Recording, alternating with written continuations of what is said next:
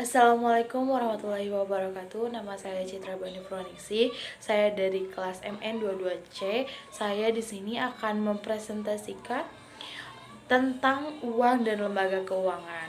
Dari mulai sejarah uang sampai ke lembaga-lembaga keuangan yang ada di Indonesia. Yang pertama saya akan membahas tentang sejarah uang. Semula uang itu belum ada. Jadi dulu itu alat untuk pembayaran itu barter. Semula untuk memenuhi kebutuhan dengan cara barter. Nah, kesulitan dari barter itu belum tentu barang atau jasa yang ada itu cocok dengan nilai yang gak seimbang, butuh alat tukar yang lain, dan akhirnya berinovasi. eh, dari itu berinovasi menemukan alat tukar yang tidak bisa dipecah, tidak bisa disimpan, tidak tahan lama. Itu tuh alat yang semulanya seperti itu, kita membutuhkan alat tukar yang lebih efisien, dan muncullah uang. Dimana uang itu dimulai dari logam, kertas, lalu selanjutnya apa sih itu uang itu? Uang adalah setiap alat tukar yang dapat diterima secara umum dalam proses pertukaran barang dan jasa. Sesuatu yang tersedia dan secara umum pertukaran barang yang diterima sebagai alat pembayaran, pembelian barang dan jasa, serta kekayaan berharga lainnya untuk pembayaran hutang atau lain-lain. Fungsi uang yang lebih detailnya, yang pertama itu alat tukar. Yang kedua itu alat penyimpanan nilai. Alat penyimpanan nilai atau store of value. Dan selanjutnya adalah standar nilai atau satuan hitung. Satuan hitung dari unit of account atau standard of value. Selanjutnya standar pembayaran di masa mendatang. Menjadi standar pembayaran di masa yang mendatang. Apa sih syarat-syarat uang? Syarat-syarat uang itu harus memiliki nilai tertentu dan tidak mudah rusak, tidak mudah dibawa kemana-mana. Jika dibagi, tidak rusak nilainya. Apa saja sih jenis uang? Yang pertama itu ada uang kartal. Uang kartal itu uang negara versus uang bank. Uang logam, uang intrinsik nominal, kertas negara, bank, dan selanjutnya itu ada uang giral. Uang giral apa sih itu uang giral? Uang giral itu tagihan yang ada di bank umum yang dapat digunakan sewaktu-waktu. Misalnya itu seperti cek, giro, atau telegrafis transfer. Selanjutnya nilai uang itu dapat dibedakan menjadi dua. Yang pertama adalah nilai uang penuh atau full bodied money. Nilai uang dikatakan sebagai uang penuh itu apabila nilai yang tertera di atas uang tersebut sama nilainya dengan bahan yang digunakan. Dengan kata lain, nilai nominal yang tercantum sama dengan nilai intrinsik yang terkandung dalam uang tersebut. Uang tanda atau token money. Uang tanda adalah apabila nilai yang tertera pada uang lebih tinggi daripada nilai bahan yang digunakan untuk membuatnya. Dengan kata lain, nilai nominal lebih besar daripada nilai intrinsik itu misalnya membuat uang Rp1.000. Nah, pemerintah itu mengeluarkan biaya itu Rp750. Selanjutnya adalah lembaga keuangan. Apa sih lembaga keuangan itu? Lembaga keuangan yaitu lembaga yang kegiatan utamanya mengumpulkan dan menyalurkan dana dari pihak yang memiliki kelebihan dana atau unit surplus kepada pihak yang membutuhkan dana atau unit defisit. Selanjutnya jenis lembaga keuangan, bank dan versus non-bank. Lembaga keuangan bank yaitu badan usaha yang memiliki wewenang dan fungsi untuk menghimpun dana masyarakat umum untuk disalurkan kepada yang memerlukan dana tersebut dalam bentuk kredit atau yang lain untuk kesejahteraan rakyat. Apa sih kegiatan dari bank tersebut? Himpunan dana atau giro tabungan deposito, salurkan dana atau kredit atau jasa bank lainnya.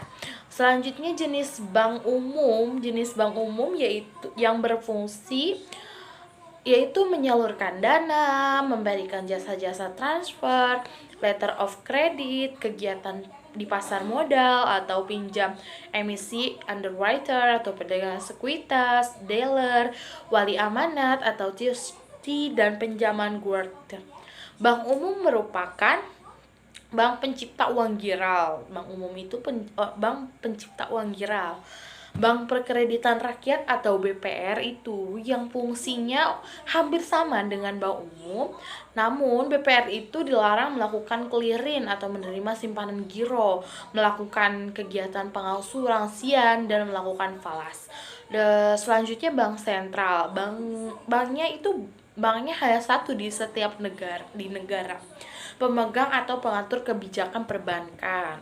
Lanjut, berdasarkan prinsip pengelolaan, manajemen pengumpulan dan penyaluran bank umum dan BPR masing-masing dibagi menjadi dua jenis. Bank atau BPR konvensional dan bank BPR syariah. Manfaat bank dalam perekonomian, penyediaan mekanisme dan alat pembayaran yang efisien bagi nasabah. Yang kedua, tempat dana investasi dan penyalur pemanfaatan investasi yang lebih produktif, dana mengalir dan semua pihak untung, lalu menjadi rakyatnya sejahtera. Terus di sini ada lembaga keuangan non-bank. Apa itu? Fungsinya lembaga keuangan non-bank ini tetapi jika diizinkan untuk mengumpulkan dana, tapi tidak diizinkan untuk mengumpulkan dana dalam bentuk deposito. Lembaga non-bank dikelompokkan menjadi 3. Yang pertama adalah lembaga pembiayaan atau leasing, modal ventura, factoring, dan kartu kredit. Yang kedua adalah investasi, perusahaan sekuritas, dan reksadana. Yang ketiga adalah lembaga kontraktual, perusahaan asuransi, dan pensiun. Selanjutnya, tujuan lembaga keuangan adalah mengacu pada definisi lembaga keuangan di atas. Berikut ini beberapa tujuan lembaga keuangan, baik itu bank maupun non-bank, mempunyai tujuan yang sama.